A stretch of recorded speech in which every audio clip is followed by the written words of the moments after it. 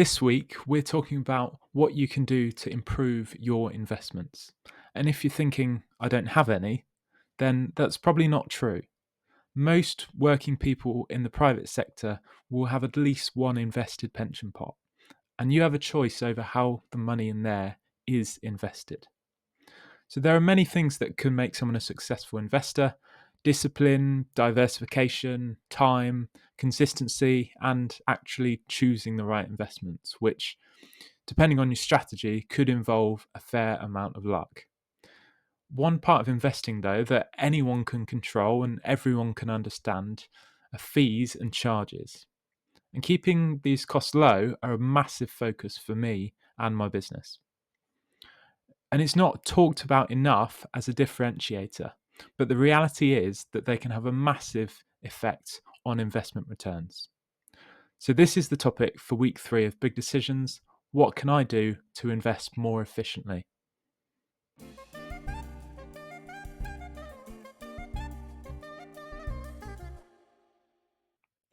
Before we go any further, please take a moment to read these risk warnings. I'll put them below as well, so please scroll down or pause to read through them. Right, let's crack on with the video. When I started investing back when I was at school, I thought successful investing was about making decisions about which companies or investments were going to fly in the next 5 years, and then buying or selling them at the perfect time. I could not have been more wrong.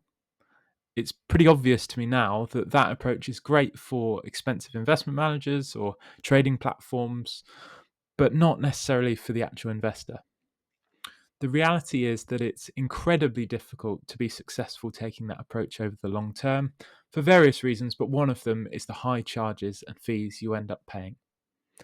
Now, this might be the ongoing charges of investments that you hold. It could be the fees of the platform or pension provider where the money's actually held. If you have a financial advisor, how much are those fees? Or it could be transaction costs when you're buying and selling investments. Whether that's yourself doing it directly on a trading platform, or whether it's within investments that you hold and you don't even think about those charges. Now, the first step is about knowing what all of the charges are for you, and then making sure each of them are actually benefiting you, not benefiting someone else. And this is partly why using an independent financial advisor is normally suggested by accountants and other professionals compared to a restricted advisor, because there are no incentives or biases for me as an independent advisor to use a certain investment company or investment provider. Now, you might think this independence would come at a premium in terms of fees and charges, but in many cases, it's actually the opposite. Now, a small difference in annual charges, whether it's advisor charges, platform charges, investment charges, it can make a massive difference over the long term. And a difference of, say, 0.25% every year doesn't sound like a lot, but it really is over time. So we're going to look at our case study with Alex and Eliza that we've looked at the last couple of weeks, and look at the difference it would make if we got the same return but took out 0.25% of the charges. So this is the cash flow model we updated last week for Alex and Eliza, going from their current age of 37, forecasting their assets over time until age 100. And we've got them retiring at 65 now after last week's revelations about pension contributions. So the forecasted savings at retirement in today's terms are just over 887,000 on this one. And this is the forecast factoring in their current charges. This is what the model looks like when we've taken out that 0.25% in charges from their investments and their pension accounts. And the savings at retirement is now just over 900,000, so a £13,000 increase.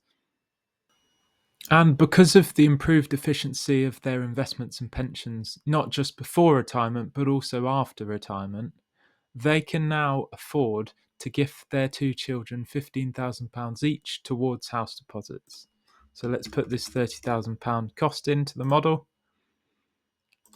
And we're actually back to the 887 figure where we were before we reduced the charges. So that reduction, small reduction of 0.25% each year, has actually allowed their 2 children to buy houses maybe earlier than they could have done otherwise. It makes a massive difference. Thanks for watching this week's Big Decisions video. If you have any questions, feel free to drop me a message.